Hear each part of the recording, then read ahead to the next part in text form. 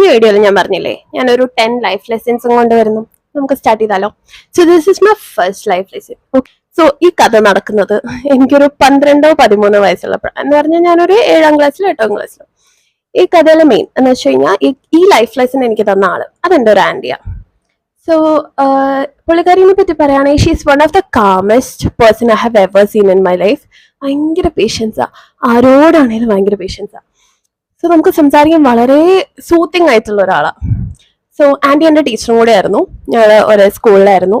എന്നെ പഠിപ്പിച്ചിട്ടുണ്ട് എല്ലാം കുറേ. അപ്പോൾ സോ ഞങ്ങൾ സ്കൂൾ ബസ് കയറാൻ നിൽക്കുക, ഞാനും ആൻറ്റി മാത്രമേ ഉള്ളൂ. ഞങ്ങൾ രണ്ടുപേരും നിന്നപ്പോൾ ഞാൻ എന്തോ കാര്യം ഡിസ്കസ് ചെയ്തുകൊണ്ടിരിക്കുക എന്ന് പറഞ്ഞാൽ എന്തോ ഒരു കഥ നാട്ടിൽ നടന്ന എന്തോ കാര്യം ഞങ്ങൾ പറഞ്ഞുകൊണ്ടിരിക്കുക. ലൈക്ക് ഞങ്ങളുടെ രണ്ടുപേരുടെ വീടും അടുത്തടുത്ത. സോ ഞങ്ങൾ എന്തോ പറഞ്ഞുകൊണ്ടിരിക്കുക. അപ്പൊ ഇത് പറഞ്ഞ് ഞാനും ആൻറ്റി ഇങ്ങനെ ശരിയാ എന്തൊക്കെയാ ഞങ്ങൾ ഡിസ്കസ് ചെയ്തുകൊണ്ടിരിക്കുക. അപ്പൊ വഴി കൂടെ നടന്നു പോകുന്ന ഒരു അങ്കിളോ ആന്റിയോ ഐ ഡോണ്ട് റിമെമ്പർ, അവര് പെട്ടെന്ന് ആന്റിയുടെ അടുത്ത് വന്നു. ആന്റിക്ക് അറിയാവുന്ന ആളാ. വന്നിട്ട് ആന്റിയുടെ അടുത്ത് ഈ സെയിം കാര്യം ഞങ്ങൾ ഡിസ്കസ് ചെയ്തുകൊണ്ടിരുന്ന അതേ കാര്യം ആന്റിയുടെ അടുത്ത് പറഞ്ഞു.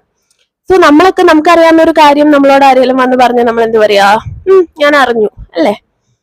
ആന്റി പക്ഷെ ഒന്നും വേണ്ടിയില്ലേ. ആന്റി അത് നിന്ന് കേട്ടിട്ട് അതിന് തക്കതായ റെസ്പോൺസ് കൊടുത്തിട്ട് പുള്ളി പോയി. അപ്പൊ ഞാൻ സൈഡിൽ ഇങ്ങനെ നിൽക്കുന്നുണ്ട്, ഇത് എന്തിനാ കഷ്ടപ്പെട്ട് കേട്ടെ, കാരണം നമുക്ക് അറിയുന്ന ഒരു കാര്യമാണല്ലോ.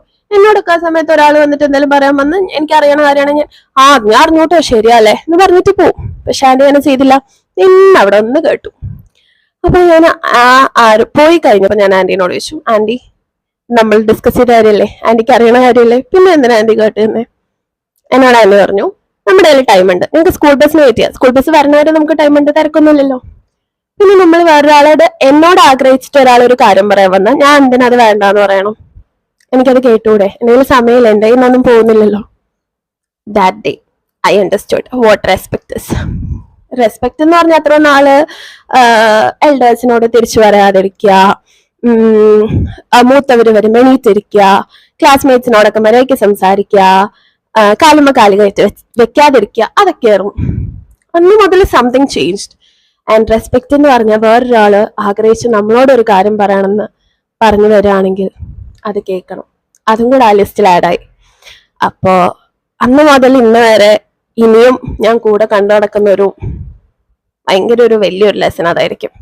So I hope you can relate to it and you like it. Thank you so much. And ആൻറ്റിയോടും thank you so much for giving me such a good lesson. Aunty കുറെ പഠിപ്പിച്ചിട്ടുണ്ടെങ്കിലും ദിസ് ഇസ് മൈ ഫേവറേറ്റ്.